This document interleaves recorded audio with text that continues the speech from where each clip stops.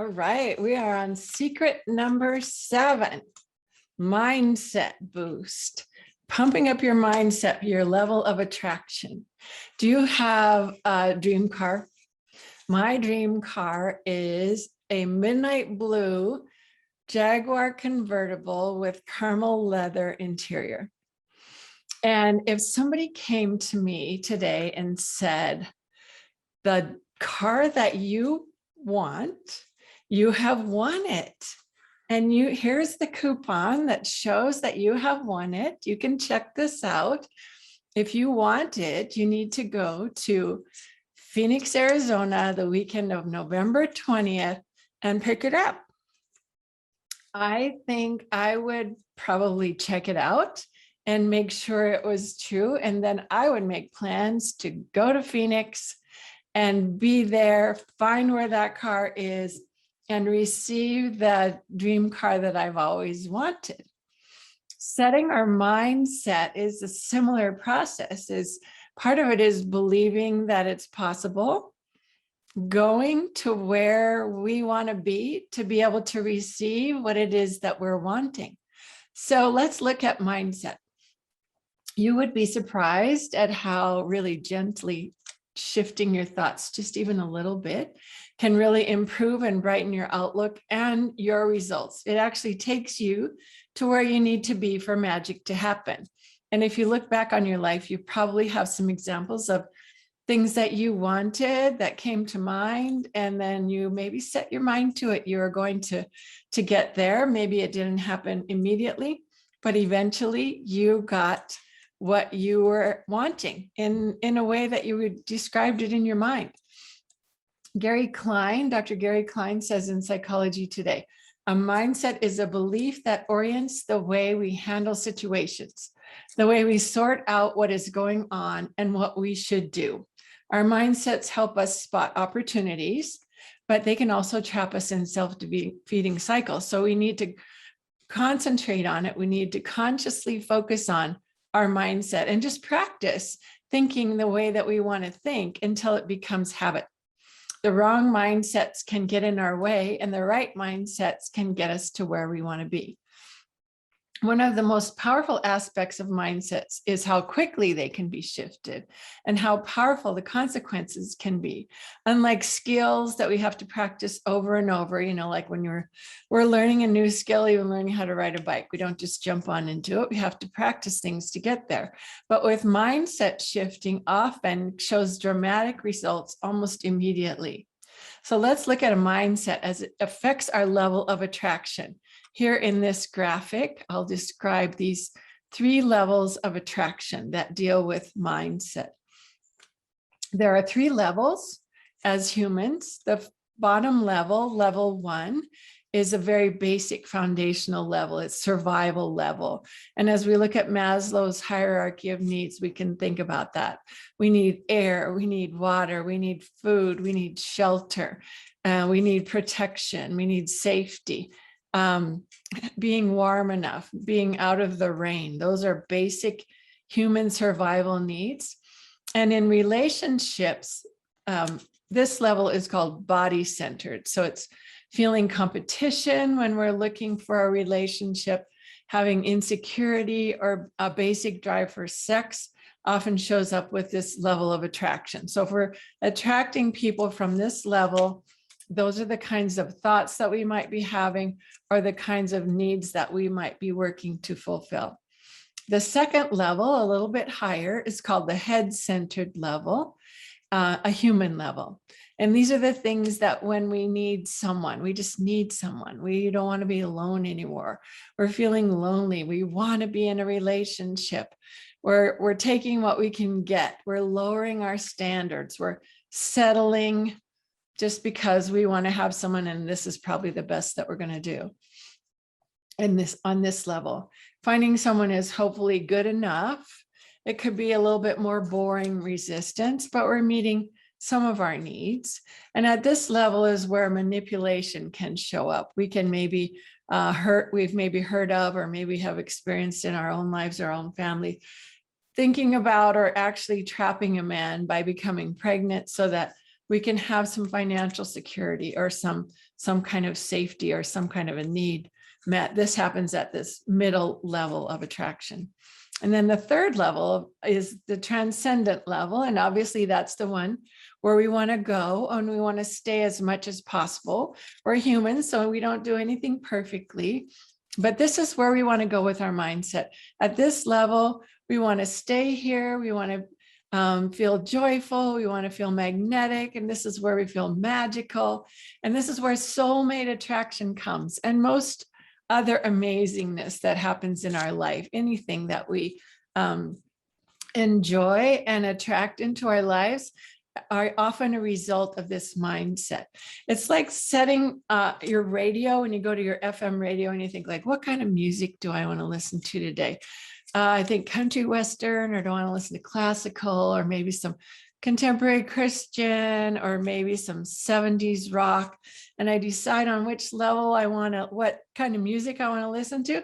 And I turn the knob to the exact frequency of what I want to listen to. And there it is. This is the same type of thing that we're doing to our minds to set their frequency. We actually, every single thing in the planet vibrates at a certain level. You've probably heard that. And our mind vibrations, we can actually adjust them with this mindset. And those are those 3 levels of attraction. And there are charts. Stephen Hawkins did a chart of actual mindset thoughts and the vibrational level that went with them, so that it's measurable when we're thinking these things at a higher level of attraction. And then we attract things that are at that level. Our subconscious mind listens to what we say. The words that we say are so powerful, especially the ones that we say out loud. And repeating them to ourselves consistently can be really, really powerful. So affirmations is one of the tools that we can talk about today that help us with our mindset.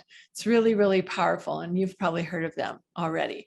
Looking at yourself in the mirror as you say them out loud to yourself and imagining the actual feeling that you would have if that affirmation were true.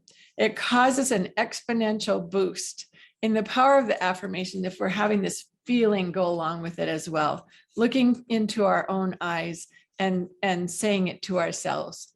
Here's some examples of affirmations, and you can write down the ones you want, or there's lots of examples. Louise Hay has a whole list of them and other resources available. One of the examples is, nothing is impossible for me. And actually in Matthew 17, it says, if you have faith as a mustard seed, you will say to this mountain, move from here to there, and it will move, and nothing will be impossible for you. So nothing is impossible for me. Another one is, I will not give up. From Galatians, another book in the Bible, and let us not grow weary while doing good, for in due season we shall reap if we do not lose heart. So not losing heart and not giving up is part of this, saying that affirmation each day. I will not give up. Here's some other examples. I am now open to giving and receiving love. I am attracting a loving, supporting, and committed relationship. And you notice I'm saying these in the present moment, and I'm saying them as though they were true. Not saying I will attract this, not saying I want to attract this, saying in a very definitive way, I am attracting my true love. That's another one. I am attracting my true love. I am grateful for the love I receive. And as you're listening to these, some of them will resonate with you and some of them will feel like, I don't really like that one. I do like that one. I think that one's a good one. Or I would say that one, but maybe I'll change this word. Those are important things to consider because you're listening to what you yourself, what your heart would respond to. So write them, that will work for you. There's another one that might have to do with, this just doesn't feel like it's going to happen for me. And I've got another video on forgiveness, but you might say, I forgive others for past transgressions. If there's something in the way and you're feeling like, I'm just holding this grudge, I'm holding this pain that I've had, and I really can't move forward because I just can't forgive that person. Letting go and forgiving can be a huge step toward this. So if you need to do that, That particular affirmation might come next. I forgive others for past transgressions or hurts. And another one, my heart is open. And the first step of these 7 proven secrets to attracting your soulmate love without kissing any frogs was opening your heart to love. So my heart is open is our next example. And the last one, my special someone will come into my life at just the right time. So whichever of these affirmations appeals to you, write them down, or whichever ones you have of your own. They're just one type of mindset tool, affirmations are. There are so many different types of tools, and I'll be doing more videos and going over some of these in a webinar that's coming up. And in my group coaching program, we go through all of these tools and we actually practice them, like guided imagery, EFT tapping. There are many journaling techniques that are really powerful. And these will be coming soon, so watch for those. So it's proven that different types of thoughts create different energy frequencies, as we saw in the level of attraction chart. And we'll just show that once again here. So those 3 levels, getting to the top level, getting to the transcendent level of attraction is what we want. So here's your action step for this week. Stop and think for a moment and answer this question. On a scale of 1 to 10, 10 being, I am so very happy and energized, loving this day, as you dance around the room. And then 1 being, oh, I don't even want to get out of bed. I have no energy. Everything is awful today. On that scale, where am I today? Where am I right now? So write that score down and then set your timer and spend 10 minutes a day practicing improving your mindset. Choose 2 to 3 of the affirmations here, or using the ones that you have written for yourself. Stand in front of the mirror and read them out loud to yourself over and over, repeating them, looking at yourself in your eyes with love.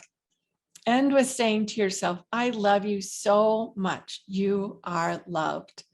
As you finish up, ask yourself that same question on a scale of 1 to 10, 10 being so happy, and 1 being everything is awful today. Where am I now? And consider your score. Has it changed or not? And just write it down. Is there any difference? Do this every day for 2 weeks and see what your scores turn out like as you do this powerful step toward attracting your soulmate in your highest energy. All right, those are our 7 proven secrets to attracting your soulmate without kissing any frogs. You notice there is no frog kissing involved in any of these. Just a review of the 7 secrets: opening up to the possibility of soulmate love, setting an intention and being clear on what you want. The 3rd one is noticing all the love that you already have. Gratitude opens this door. Making space in your heart is the 4th one, by releasing past loves. The 5th one, creating your vision list and visualizing the image of who you want and how your relationship with him is going to be. And then 6 was leaning back to attract, magnetizing him versus pursuing. And the 7th one, boosting your mindset daily. And this isn't something to just do for a couple of weeks and let go of. Doing a daily mindset boost, changing what your thought processes are healthy ways to start your day any day. I hope you've enjoyed this series, and I look forward to hearing from you. Check out my website on the last slide here. Stop by and visit me, send me an email and tell me how things are going. I would love to talk with you. There's an opportunity there to set up a call with me so we can strategize finding your soulmate love.